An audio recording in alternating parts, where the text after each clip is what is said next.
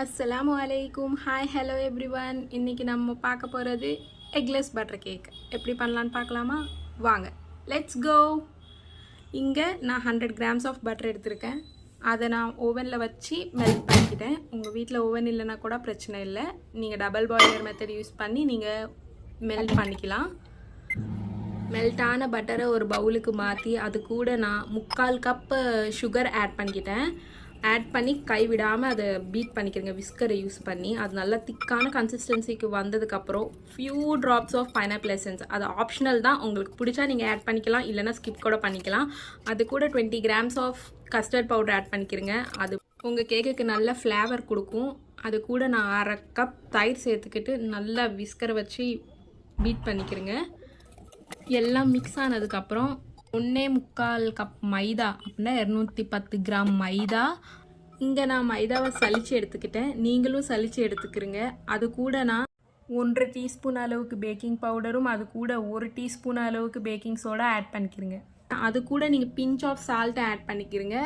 Add பண்ணிக்கிட்டு cut and fold method use பண்ணி நீங்கள் எந்த ஒரு லம்ப்ஸ் இல்லாமல் நீங்கள் அந்த பேட்டரை பீட் பண்ணிக்கிறீங்க.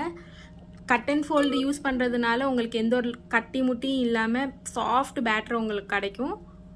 ரொம்ப நேரம்லாம் பேட்டர் மிக்ஸ் பண்ணணும்னு தேவையில்லை. இது கூட நான் 130 ml ஆஃப் பால் கொஞ்சம் கொஞ்சமாக ஆட் பண்ணி எந்த ஒரு லம்ப்ஸ் இல்லாமல் நீங்கள் மிக்ஸ் பண்ணி எடுத்துக்கோங்க. நல்ல ஒரு கன்சிஸ்டன்சி வர வரைக்கும் மிக்ஸ் பண்ணால் போதும். ஒன்ஸ் மிக்ஸ் பண்ணதுக்கப்புறம் டேஸ்ட் பண்ணி பாருங்கள் எல்லாமே ஓகேவா இருக்கான்னு. ஒன்ஸ் எல்லாமே ஓகேவா இருந்தால் நீங்கள் தாராளமாக எந்த கேக் டின்னில் நீங்கள் ஊற்றணுன்னு நினைக்கிறீங்களோ அந்த கேக் டின்னை நீங்கள் கொஞ்சம் பட்டரை வச்சு க்ரீஸ் பண்ணி அதுக்கு மேலே கொஞ்சம் மைதாவை தூவி ஸ்டிக் பண்ணிவிட்டு நீங்கள் அந்த டின்னில் தாராளமாக ஊற்றலாம். பொதுவாக எல்லோரும் பண்ணுற மிஸ்டேக் தான், எப்போவுமே கேக் டின்னில் பேட்டர் ஊற்றினதுக்கப்புறம் டைரெக்டாக ஓவனில் வைக்காதீங்க. டைரெக்டாக வைக்கிறதுனால எயிர் பபிள்ஸ் ஏற்படலாம். அதனால கேக் டின்னை சர்ஃபேஸுக்கு 2 தடவை ஃபோர்ஸாக டேப் பண்ணிக்கிறங்க. So that air bubbles break ஆகி ஸ்பாஞ்சியாக வரும். ஒன்ஸ் பேட்டர் எல்லாம் டின்னில் ஊற்றுனதுக்கப்புறம் மைக்ரோ ஓவனை லோ ரேக்கில் வச்சு 180 degrees ப்ரீ ஹீட் பண்ணிக்கலாம். பண்ணதுக்கப்புறம் அந்த கேக் டின் உள்ளாக்க வச்சு 35 to 40 minutesக்குள்ளே வச்சுக்கிருங்க. எனக்கு 40 minutesல கரெக்டாக பேக் ஆகி வந்துருச்சு. அதை பார்க்க சொல்லையே பாருங்கள், அந்த கோல்டன் கிளிட்டர், அந்த பட்டரோட ஷைனிங், வாவ்! ஜஸ்ட் பார்க்க சொல்லையே எனக்கு வாவ்னு சொல்லணும்னு தோணுச்சு. டீமோல்ட் பண்ணலாம் வாங்க. ஒன்ஸ் அதை ஃப்ளிப் பண்ணதும் அது பட்டரோட அந்த ஷைனிங், அந்த கலர், அந்த டெக்ஸ்டர், வாவ்!